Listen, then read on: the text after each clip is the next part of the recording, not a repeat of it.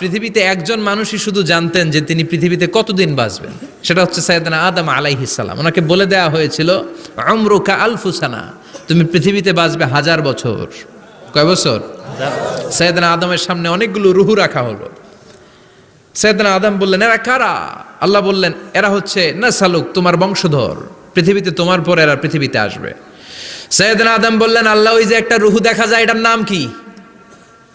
আল্লাহ বললেন, হাদা ইবনুকা দাউদ, এটা তোমার ছেলে দাউদ, সে দুনিয়াতে নবী হয়ে আসবে, তার ছেলে সুলাইমানও নবী হয়ে আসবে।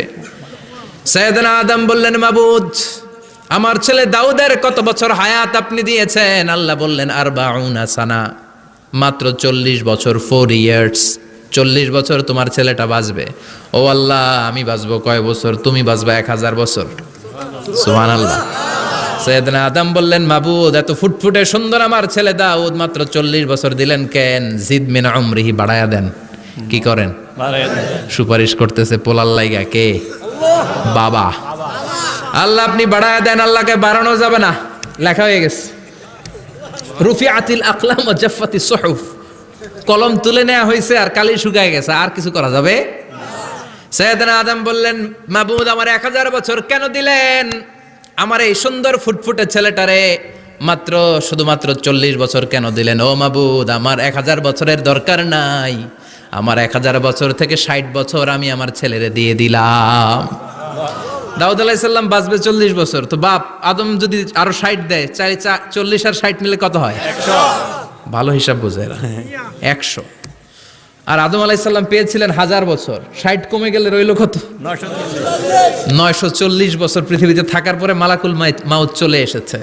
কারণ এটা on time, the death will come on time, it never late, কখনো দেরি হয় না।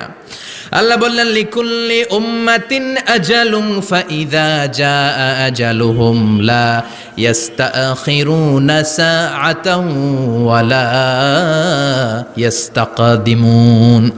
মৃত্যুর একটা নির্ধারিত সময় আমি বেঁধে দিয়েছি, অন টাইম, অন টাইমেই চলে আসে, 1 সেকেন্ড আগেও আসবে না, 1 সেকেন্ড পরেও আসবে না। 940 বছর বয়সে মালাকুল মাউত এসে হাজির, এসে বলল, জিইতু আন আকবাদা রূহাক, রূহ কবজ করতে আসছি। আদম আলাইহিস সালাম বললেন, রূহ কবজ করতে আসছো মানে? আমি বাঁচবো তো 1000 বছর। কয় বছর? মালাকুল মাউত বললেন, না না, ওই যে আগের কথা স্মরণ করেন, আপনি 60 বছর দিয়ে দিয়েছিলেন। কয় না, আমি দেই নাই, আমি আরো বাঁচুম, আরো 60 বছর পাওনা আছি, আমি দেই নাই। মালাকুল মাউত বললেন, আপনি দিয়েছেন? আদম বলে, দেই নাই। মালাকুল মাউত বলে, আল্লাহ ঘটনা দেখেন, দিয়া কয় দেই নাই। আল্লাহ কয়, থাক, কথা কইস না, আয়া পর। সুবহানাল্লাহ পড়েন। নাসিয়া আদম ফানাসিয়া বানু, ভুলে গেছেন উনি, আমরা ভুলে যাই, আমরা খেয়ে বলছি খাই নাই, নিছিলাম পকেটে, কয় নেই নাই। এরকম ডাকাইত আছে না নাই? নাসিয়া আদম ফানাসিয়া বানু, বিশ্বনবী বললেন, আদম ভুলেছে তো তার সন্তানরাও ভুলে যায়।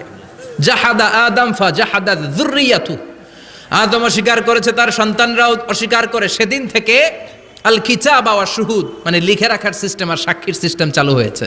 সুবহানাল্লাহ পড়েন। সুবহানাল্লাহ। 940 বছর বয়সে মালাকুল মাউত এসে আদম আলাইহিস সালামের রূহ নিতে পারে নাই।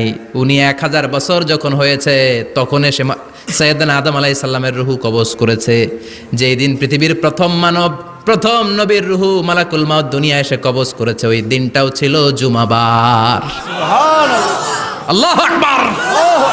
আবার বিশ্বনবী বললেন, লা তাকুমুস সাআহ ইল্লা ফি ইয়াউমিল জুমআহ ইযা যুলজিলাতিল আরদু জিলজালাহা ওয়া আখরাজাতিল আরদু আসকালাহা ইযা রুজ্জাতিল আরদু রাজ্জান ওয়া বুসাতিল জিবালু বাসসা। কিয়ামতের দিন পৃথিবীটাকে একটা প্রকম্পন দিয়ে কাঁপিয়ে দিবে কে? আল্লাহ। মারাত্মক একটা ঝাঁকুনি দিবে আল্লাহ, পুরো পৃথিবীটা কেঁপে ভেঙে চুরে খান খান হয়ে যাবে। এই ঝাঁকুনি আর আর্থকোয়েক, ভূমিকম্প এর ঘটনাটা যেদিন ঘটবে ওই দিনটাও হচ্ছে জুমার দিন। চিৎকার করে পড়েন সুবহানাল্লাহ।